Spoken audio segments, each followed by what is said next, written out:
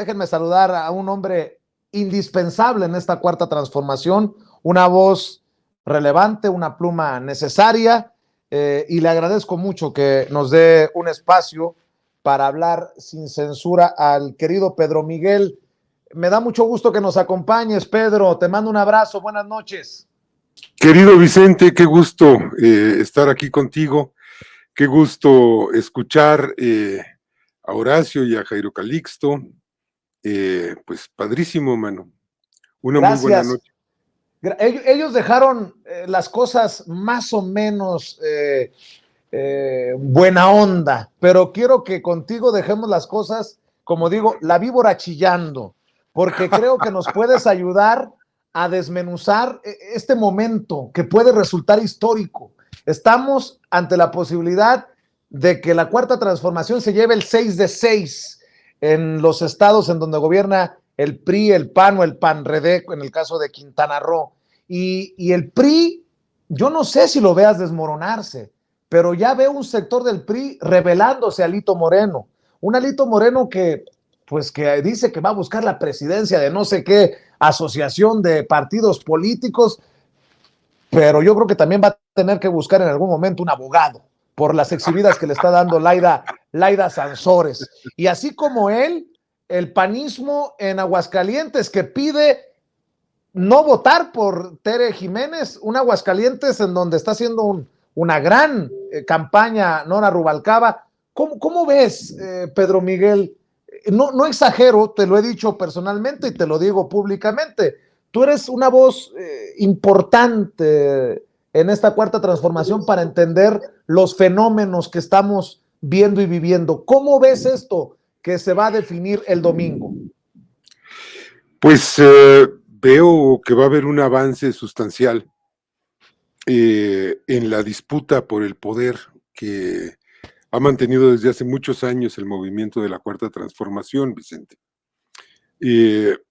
La disputa por el poder no se resolvió en 2018, así como no se resolvió en 2012 ni en 2006, ¿no? Yo creo que se ha ido avanzando, avanzando en un asedio al poder y pues esto nos lleva, déjame nomás estoy compartiendo el link de tu Claro programa. que sí. Y esto nos ha llevado a la presidencia, nos ha llevado a conquistar mayorías en las cámaras legislativas federales, en diversas cámaras estatales, gubernaturas poco a poco, presidencias municipales, pero necesitamos extender el movimiento de la 4T, que no es solo Morena, es algo mucho más amplio, al conjunto del Estado, al Poder Judicial, que el Poder Judicial, hombre, sigue siendo un bastión del conservadurismo, del neoliberalismo, etcétera. Avanzar en esos organismos autónomos que son impresentables, ¿no? Que se quedaron como trincheras de la tecnocracia neoliberal, y desde luego en gubernaturas, y ahora tenemos 6 de ellas en juego.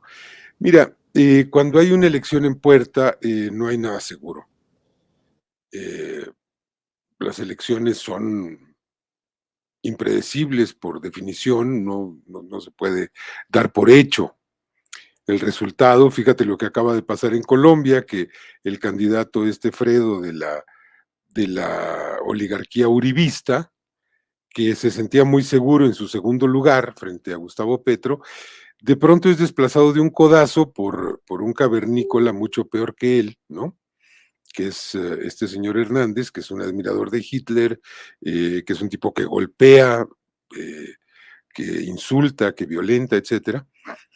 Y esto, pues, sorprendía que hubiese crecido tanto, pero poca gente pensó que fuese a pasar a la segunda vuelta con Petro. Bueno, dicho lo anterior, me parece que es grandemente probable que la cuarta transformación gane Quintana Roo, Oaxaca, Hidalgo, Tamaulipas, Aguascalientes y Durango. ¿Por qué me parece probable? Pues me parece probable por lo que dicen los sondeos, que cuando no son claras ventajas con 20 o 30 puntos por encima del competidor más cercano, que casi invariablemente es el PRIAN-RD o el PAN-RD o el PRI-RD o lo que sea, eh, sí apuntan tendencias. El caso de Aguascalientes es muy claro. Nora Rubalcaba empezó con una desventaja de 28 puntos y ya la semana pasada había llegado a un empate técnico con el aspirante, pues ya no sé si es panista, priista o qué es. Eh, en el caso de Durango, me parece que se ha logrado en ese estado avances en la organización popular insospechados hasta hace poco. Y pues mira, creo que el panorama deseable es que se ganen las 6 gubernaturas. Me parece además un panorama posible.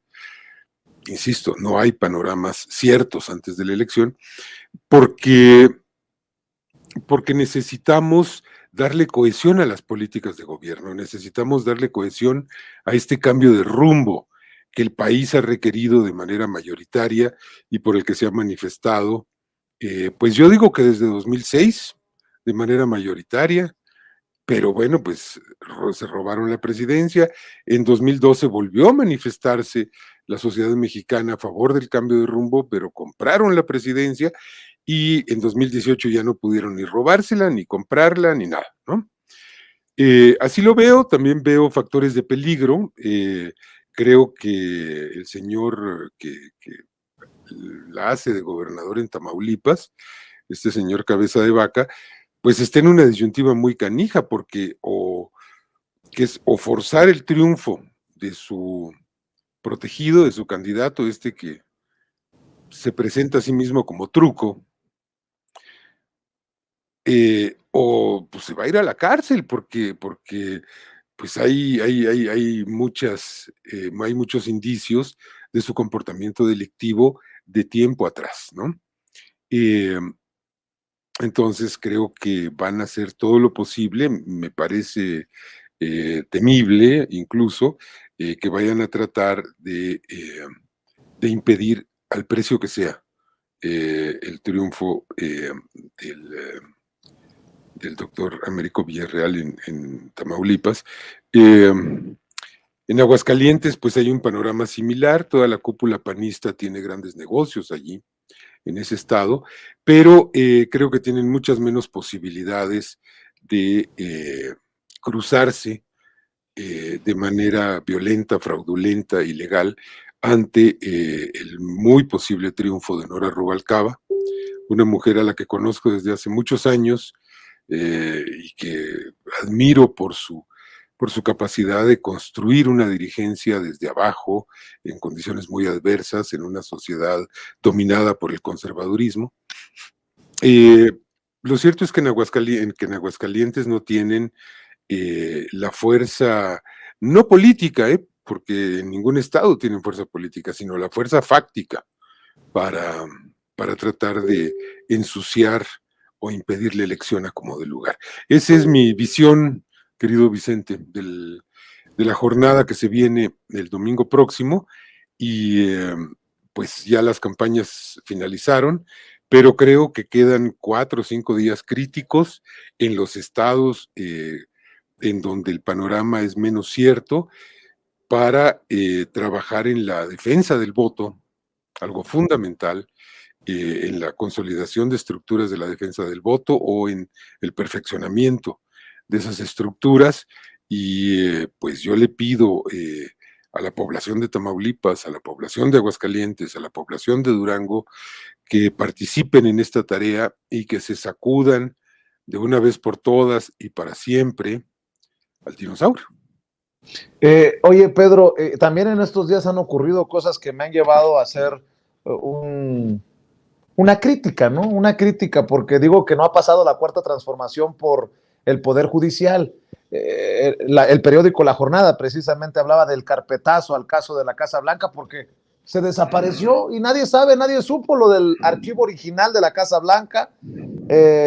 Peña Nieto con una supuesta visa dorada en España y me han criticado. Yo pregunto, ¿se ha radicalizado la oposición de tal manera que también el movimiento de la Cuarta Transformación se ha radicalizado, porque me dicen, ahí está, confirmado, Vicente Serrano es un golpeador, ¿cómo se dice?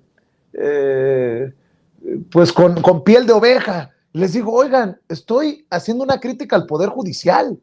Y aquel que no vea que el Poder Judicial es un gran problema para la consolidación de la Cuarta Transformación es porque no quiere ver lo que está ocurriendo. Tú lo mencionabas algo ahorita en tu análisis y me gustaría que nos dieras más sobre esto, sobre tu visión de este Poder Judicial que cuando no detiene el tramo 5 del Tren Maya, pues básicamente no avanza en muchos casos que quisiéramos los mexicanos, sobre todo aquellos que votamos por el juicio a los expresidentes que avanzar. Mira, tenemos estancado el caso Lozoya. Hace 3 años que se abrió carpeta contra Romero de Champs, el presidente tuvo que mandar pedir información a la Fiscalía General de la República. Y bueno, me puedo ir con mi lista, Pedro Miguel. Bueno, tú hablas del Poder Judicial, Vicente, y yo creo que el Poder Judicial está intocado por la Cuarta Transformación en lo fundamental, con la excepción de su presidente, que es el ministro Arturo Saldívar, que creo que es un hombre interesado en una renovación ética y política del Poder Judicial. Eh, pero en tu planteamiento está implícita la Fiscalía General de la República, que no es parte del Poder Judicial. Entonces ahorita voy a eso. Empiezo por lo que sí es el Poder Judicial. Mira, yo creo que nada ilustra mejor que este rezago del judicial con respecto a las transformaciones que se han logrado en el resto del panorama institucional. Nada ilustra mejor que este rezago la contradicción fundamental en la que el movimiento de la 4T se ha visto envuelto, porque pues nosotros aceptamos y asumimos disputar el poder con las reglas de la oligarquía neoliberal, tecnocrática, corrupta, etcétera. Eso significaba pues, ir a elecciones y defender los triunfos electorales con las leyes en la mano. Y finalmente, después de varios intentos, logramos hacerlo en el 18, pero eso significó que teníamos que aceptar las reglas del juego, y las reglas del juego, pues son, pues ahí está Lorenzo Córdoba, y ahí está Ciro Murayama, y ahí está el Poder Judicial diciéndole a la Cámara de Diputados, a ver, justifíquenle al INE por qué le rebajaron el presupuesto. Y si no son capaces de justificarlo, entréguenle todo el presupuesto que el INE pidió. Cosas disparatadísimas, ¿no? Pero, mira, aparte de esas reglas es que los integrantes del Poder Judicial pues no se eligen, se nombran por una terna y tenemos a una buena parte de ellos heredados del régimen corrupto, oligárquico y neoliberal. Y me parece que eso explica en buena medida la alienación de ese poder con respecto al andar fundamental y central del país, ¿no? La Fiscalía General de la República es otra situación, es una situación en la que no te puedo dar una opinión porque no sé. La verdad es que no sé qué pensar. Eh, no sé si el fiscal Gertz Manero está actuando mal, si está actuando bien. Pienso que en algunas cosas está actuando muy bien, que en otras cosas está actuando mal, no sé. Eh, la verdad es que no tengo los elementos de juicio como para decir el fiscal hace muy mal con sus broncas familiares y estar ahí peleando esas cosas. Lo desconozco, la verdad es que desconozco los entretelones que hay detrás de estos conflictos, pero sí hay algo que me queda claro. Eh, y es que la impunidad se ha reducido drásticamente. Mira, Por ejemplo, en el caso de los asesinatos de periodistas, que pues a todos nos duelen particularmente porque son compañeros del gremio, Claro. eh, pues sí ha habido, pues 7, 8, 11, según cómo los cuenten, porque no está claro que todos esos homicidios, todos ellos reprobables, se hayan fundamentado en el designio de acallar a las víctimas. Quizá hubo otros conflictos allí, pero bueno, independientemente del número, el hecho es que ya en abril la, la titular de la Secretaría de Seguridad, eh, Rosa Isela Rodríguez, señalaba que había ya para entonces 21 sospechosos detenidos con respecto a esos homicidios que para entonces eran menos, eran creo que 6. Eso es un dato inédito el que se esté avanzando con esa celeridad en la detención de los sospechosos. Y creo que ahí pues la fiscalía tiene una participación, pues ni modo que detengan a estos individuos o a otros infractores posibles sin la participación de la fiscalía, ¿no? Y bueno, hay una buena cantidad de corruptos que están siendo procesados y algunos en el bote, ¿no? Por ejemplo, de la administración de Miguel Ángel Mancera en la Ciudad de México, que fue un basurero inmundo eh, lleno de corrupción, pues hay 3 altos funcionarios detenidos. De la Secretaría de Seguridad de García Luna, pues se detuvo a 2 de ellos. Digo, aparte de García Luna, que se lo detuvieron los gringos, pues ese es de ellos, de alguna manera, pues era su hombre, ¿no? Uh-huh. Eh, en el caso, por ejemplo, de las posibles agresiones que ha habido de guardias nacionales contra civiles, se ha actuado con celeridad deteniendo a los posibles responsables de esas agresiones. Yo veo un panorama radicalmente distinto en materia de combate a la impunidad. Y en el entendido de que la impunidad es uno de los factores, una de las circunstancias que permiten, que explican, que multiplican la inseguridad y la violencia delictiva, yo diría, bueno, se está avanzando.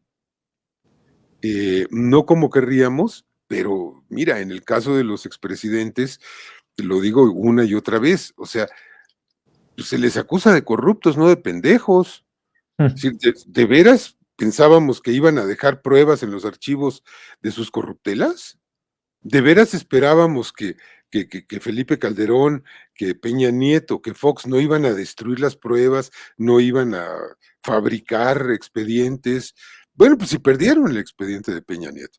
Eh, Podríamos pensar que no quemaron una cantidad de papeles entre el triunfo de julio del 18 y la toma de posesión de Andrés Manuel. Pues yo creo que vaciaron los archivos y que, hombre, deben haber acabado con muchas trituradoras de documentos, ¿no? En ese periodo. Pero además hicieron las leyes, pero además pusieron a los jueces, pero además pusieron a los ministerios públicos. Bueno, todo eso no se ha podido sanear. Eh, entonces, creo que hay que considerar todos estos elementos a la hora de hacer un juicio. Buen punto, buen punto. Y me gustó eso porque creo que lo encapsula todo. Queremos juicio, queremos justicia en el tema de los expresidentes, pero los estamos señalando de corruptos, no de pendejos. Tienes toda la razón, querido Pedro Miguel. Oye, Pedro, para cerrar, sé que andas siempre ocupado y corriendo y te agradezco mucho el tiempo. Dame tu opinión acerca de esto de la cumbre de las Américas. Desde la Casa Blanca dicen que Joe Biden quiere que esté personalmente el presidente Andrés Manuel López Obrador. Pues estamos a miércoles 1 de junio y el presidente sigue sin decir públicamente si va o no, y allá Joe Biden sigue sin decir públicamente si invita o no a Cuba, a Nicaragua y a Venezuela. ¿Qué tan relevante o no sería que esté el presidente allá? ¿Qué tan relevante o no sería que se mantenga, en caso de que no se invite a todos a la cumbre, se mantenga el presidente al margen de la cumbre de las Américas? ¿Y qué tan importante es este debate, este ir y venir entre México y Estados Unidos por este tema? Uf, pues me parece que esto también es una marca de transformación en el escenario internacional impulsada por México. Mira tú, sí, Biden quiere que vaya López Obrador. Yo también quiero que se esclarezca el asesinato de Colosio, pero pues el querer, pues no asegura nada, ¿no? Yo también En quiero el, que no persigan a Julian Assange solo por pues decir sí, ¿no? una cosa, ¿no? Pues sí, que lo suelten y que se venga Julian a México en calidad de refugiado, en donde además nos ayudaría muchísimo a entender muchas cosas. Pero el hecho es que el presidente López Obrador ha dicho con toda la claridad que si hay exclusiones, él no va. Esto no admite interpretaciones, no admite dudas. Además, López Obrador es un hombre que hace lo que dice. Eso siempre lo ha hecho. No hay sorpresas en su actuación. Y si él dice, si hay exclusiones, yo no voy, pues no va a ir. Así de simple. A menos que Washington eche marcha atrás en su política esta imperialista de decir, si los gobiernos no son los que a mí me gustan, entonces no los quiero aquí. Bueno, el problema es para Biden, no para México. El problema es para Biden porque sin México esa cumbre no tiene sentido. Así de claro, ¿eh? Así de claro.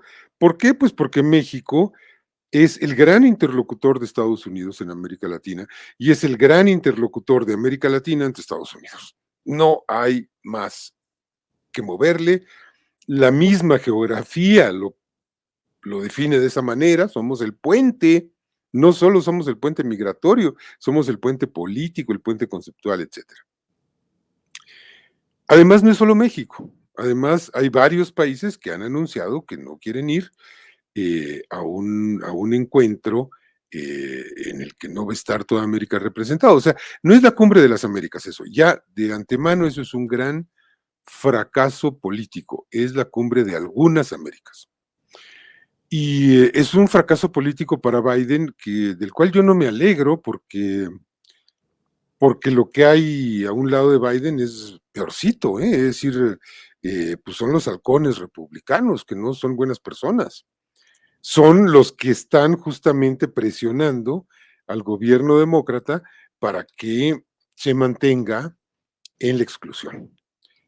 O sea, toda la gente del lobby cubano de Miami, Ted Cruz, toda esta runfla de cavernícolas, ¿no?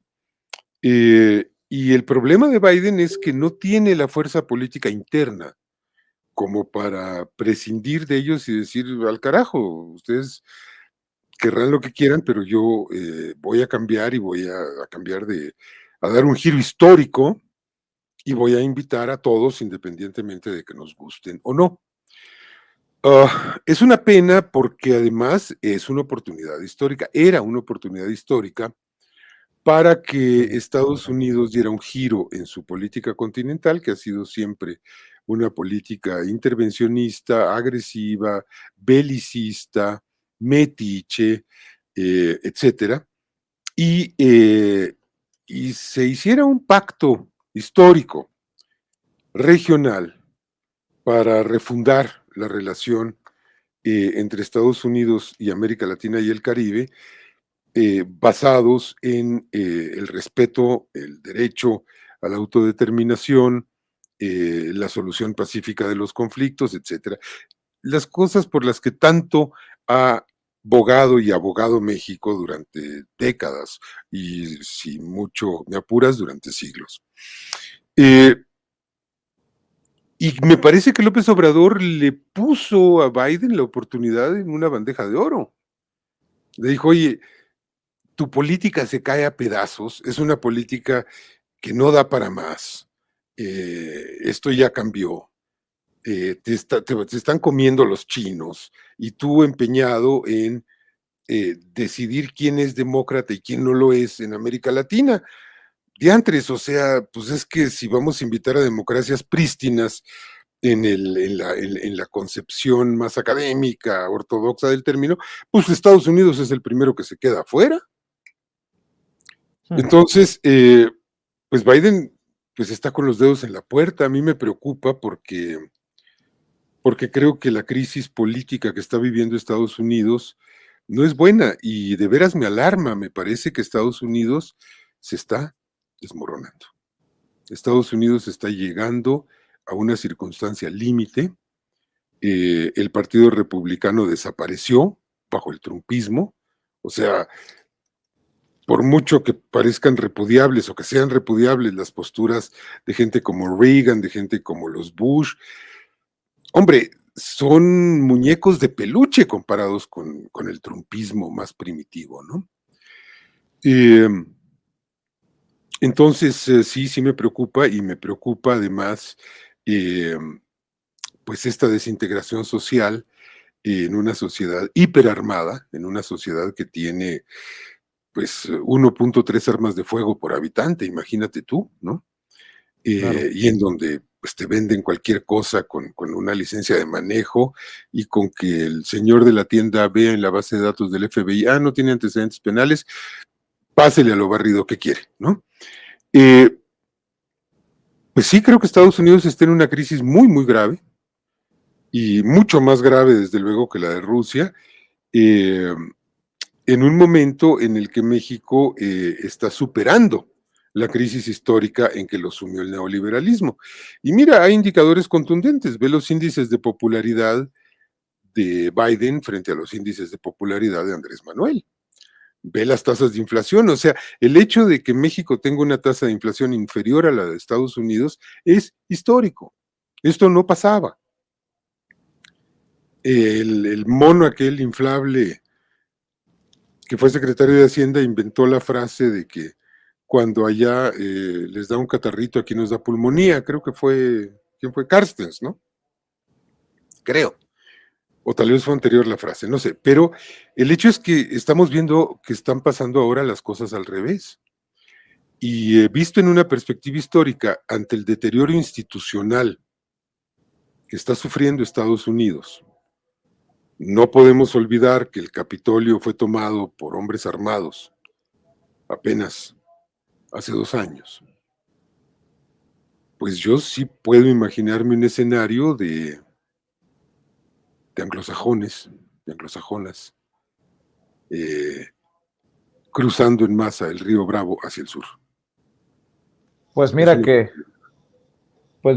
la boca se nos haga chicharrón. Ojalá. Porque eso pues no nos conviene a nadie, mi querido Pedro Miguel, pero estoy de acuerdo. Tal vez por primera vez en muchos años México tiene el sartén por el mango, por el tema migratorio, por lo que está describiendo Pedro Miguel, y por eso tanto pataleo de la oposición para reconocer hasta en eso al presidente Andrés Manuel López Obrador. Querido Pedro Miguel, le voy a pedir a las miles de personas que están conectadas en estos momentos en nuestra transmisión que te sigan en @navegaciones en Twitter, y obviamente que te lean en el periódico La Jornada, porque hay mucho todavía que entender de este momento estelar, como le llama el presidente Andrés Manuel López Obrador, y te agradezco mucho que hayas estado con nosotros. Querido Vicente, te mando un gran abrazo y muchas gracias por el espacio. Seguiremos platicando. Claro que sí, es Pedro Miguel, voz importante, relevante de esta cuarta transformación, hablando con nosotros sin censura. Buenas noches, Pedro Miguel. Gracias por tu generosidad con la audiencia de Sin Censura. Y amigos, amigas, regresamos en breve, pero mientras seguimos hablando sin pelos en la lengua, sin censura, usted puede suscribirse a nuestros 3 principales canales en YouTube. Sin Censura Media, en donde tenemos más de 1.600.000 suscriptores, Sin Censura TV, en donde tenemos más de 1 millón de suscriptores, y en Sin Censura Presenta, en donde queremos llegar muy pronto a los 100,000 suscriptores. Si usted ya está inscrito en Sin Censura Media, suscríbase en Sin Censura TV. Si ya está suscrito en Sin Censura TV y Sin Censura Media, suscríbase a Sin Censura Presenta. Recuerde que es gratis, no tiene que sacar un solo centavo de su bolsillo para apoyarnos. Dele clic en la campanita para que los señores y señoras de YouTube Envíen las notificaciones cuando estemos transmitiendo en vivo y en directo o estemos subiendo videos. También nos puedes seguir en Twitter en @Vicente Serrano y hasta en Instagram. Ojo, también estamos en Instagram. Son nuestras redes sociales y con el apoyo de ustedes seguimos creciendo, porque con ustedes todo, sin ustedes nada.